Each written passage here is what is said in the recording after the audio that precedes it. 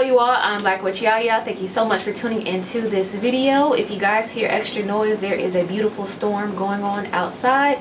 But I wanted to make this video solely on a question that I received underneath one of my videos, where someone asked, do spiritual people pray? And I feel like that question is so simple but so important, because I feel that we initially or just naturally have the association with prayer with Christianity. If you're coming from a Christian church or whatever religious background you're coming from, you automatically associate it with that religion. I'm going to speak personally for myself. Since I previously was a Christian, I associated prayer with Christianity. But first, let me start off with the answer. Do spiritual people pray?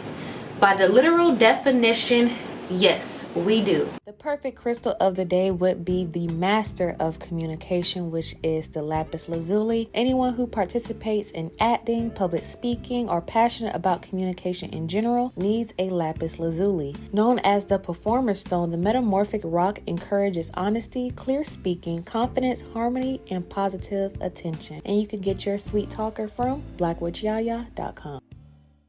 So according to Webster, the second definition as an intransitive verb basically means to address God or a God with adoration, confession, supplication, or thanksgiving. So going by that definition and another definition that says address a solemn request or expression of thanks to a deity or object of worship.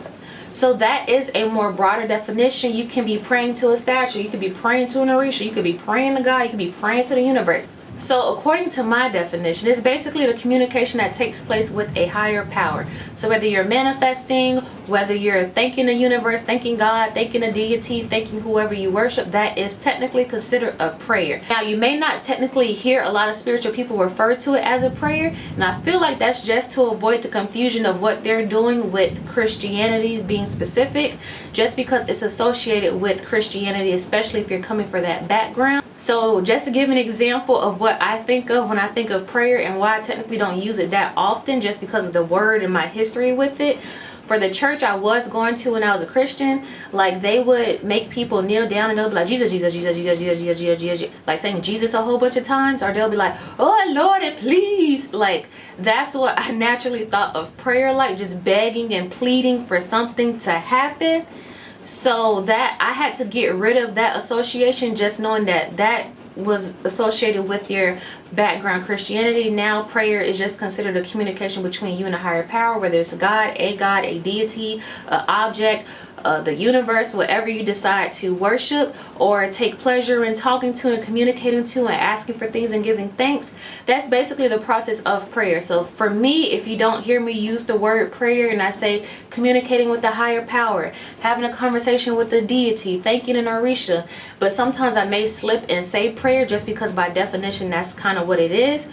But I just try, it's not that I try to avoid it, I just associate it with that experience in the church, so I just naturally don't say it that often. But technically, yes, spiritual people, we do pray by that literal definition. You may just not hear a lot of people use that word, because when people think prayer, they think Christianity. So just to avoid confusion, they'll use other adjectives to describe what's going on. Yes, when you are thanking an orisha, you're thanking the universe, you're asking the universe for something, you're asking an orisha for assistance, you're doing any type of manifestation, scripting, that is technically considered a prayer. And it's okay for you to pray. I know some people try to avoid it just because they don't want people to think that they're Christian, but yes, you can pray. When you tell someone, hey, I'm keeping you in my prayers, that doesn't technically mean you're opening up a Bible and praying to Jesus. You could be praying to whoever you decide to pray to.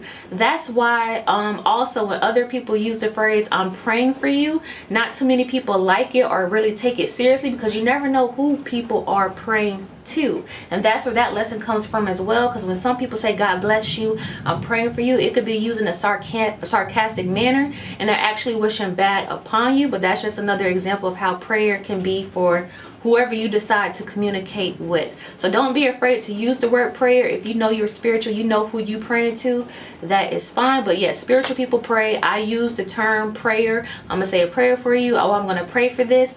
But my praying for this isn't begging and pleading. My praying is I'm going to manifest this. I'm going to send a message to the universe. I'm going to give an offering to an Orisha or whoever's involved in the process. So just know that it's different for different people. It's different because we pray to different people in different energies. But don't just associate the word prayer with Christianity, because it has a grander meaning in general. But thank you guys so much for tuning into this video. Let me know down below who you pray to. Do you use the word prayer? What type of instance do you pray? Do you consider manifestation praying, or whatever your relationship is with prayer? Let's have a conversation down below. But like I always say, as above, so below, as within, so without, as the universe, so the soul. Until next time, you guys, Ashe, baby.